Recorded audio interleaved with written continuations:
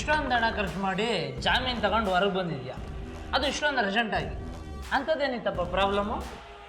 ಅದಕ್ಕೆ ಕಾರಣ ಇದೆಯೋ? ಏನೋ ಆ ಕಾರಣ ಸರಿಯಾಗಿ ಅರ್ಥ ಆಗಂಗೆ ಹೇಳೋ. ನಾ ಯಾರನ್ನ ಕೊಲೆ ಮಾಡಿದ್ದೆ ಅಂತ ಅರೆಸ್ಟ್ ಮಾಡಿದ್ರೋ ಅವಳು ಇನ್ನೂ ಬದುಕಿದ್ದಾಳೆ. ಯಾವುದೋ ಬಾಡಿನ ನೋಡಿ ಅದೇ ಹೆಂಗ್ಸು ಅಂತ ಹೇಳಿ ಕೇಸ್ನ ನನ್ನ ತಲೆ ಕಟ್ಟಿದ್ದಾರೆ. ಲೋ, ಏನು ಹೇಳ್ತಾ ಇದೆಯಾ? ಹೌದ್ರೋ, ಅವಳು ಬದುಕಿದ್ದಾಳೆ. ನಾನೇ ನನ್ನ ಕಣ್ಣಾರೆ ನೋಡಿದೆ.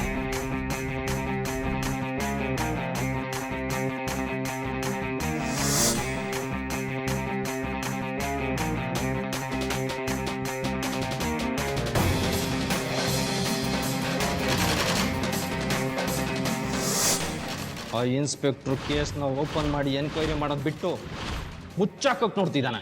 ನೋ, ಇಷ್ಟೆಲ್ಲ ಆಯ್ತಾ? ಈಗ ನೀನೇನು ಮಾಡ್ಬೇಕು ಅನ್ಕೊಂಡಿದ್ಯಾ? ಆ ಹೆಂಗ್ಸು ಎಲ್ಲೇ ಇದ್ರು ಅವಳನ್ನ ಕಂಡಿಡ್ದು ಅವಳ ಫ್ಯಾಮಿಲಿ ಸೇರೋ ಹಾಗೆ ಮಾಡ್ತೀನಿ. ಆಗ ಅವರು ಕೇಸ್ನ ವಾಪಸ್ ತಗೋತಾರೆ. ಆಗ ನಾನು ಆಟೋಮೆಟಿಕ್ಕಾಗಿ ನಿರಪರಾಧಿ ಆಗ್ತೀನಿ.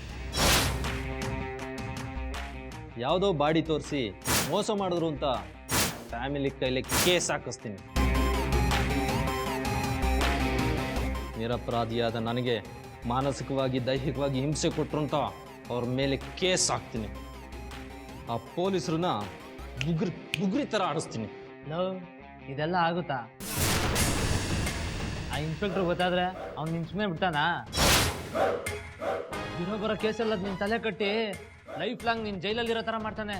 ಲೇ, ನಾನು ಬರೀ ಕಳ್ಳ ಅಲ್ಲ, ಒಂದು ಕಳ್ಳ. ಯಾವಾಗ ಏನು ಮಾಡಬೇಕು ಅಂತ ನನಗೆ ಚೆನ್ನಾಗಿ ಗೊತ್ತು. ಲೋ, ಇಷ್ಟೆಲ್ಲ ಆಯ್ತಾ? ಈಗ ನೀನೇನು ಮಾಡ್ಬೇಕು ಅನ್ಕೊಂಡಿದ್ಯಾ? ಆದಷ್ಟು ಬೇಗ ಲಕ್ಷ್ಮಿನ ಹುಡುಕಿ ಅವಳ ಸಂಸಾರನ ಸೇರೋ ಹಾಗೆ ಮಾಡ್ತೀನಿ.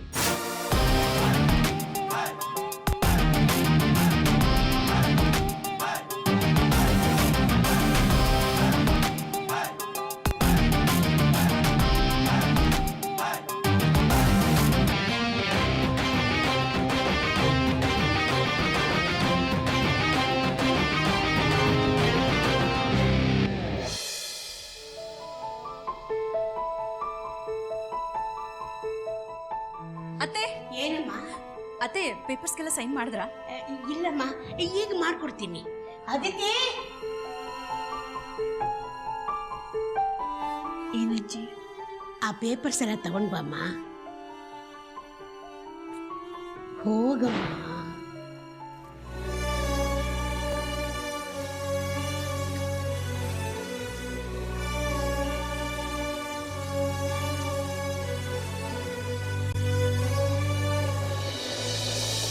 ದುಷ್ಟ ಶಿಕ್ಷಕ ಶಿಷ್ಟ ರಕ್ಷಕ ಅಂತ ಹೇಳ್ತಾರೆ, ಆದರೆ ಇಲ್ಲಿ ದುಷ್ಟರ ಆಟನೇ ಜಾಸ್ತಿ ಆಗಿದೆ.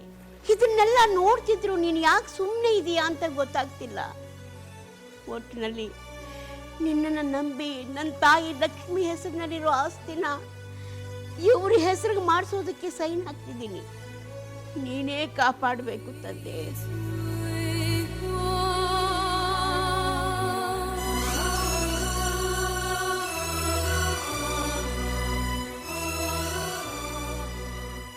ಪೆನ್ ಕೊಡಮ್ಮ, ಸೈನ್ ಮಾಡಿಕೊಡ್ತೀನಿ.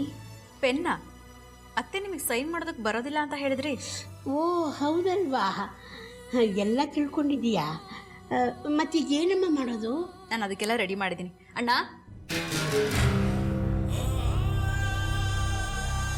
ನಿಮಗೋಸ್ಕರ ತಂದಿದ್ದೀನಿ, ಬನ್ನಿ.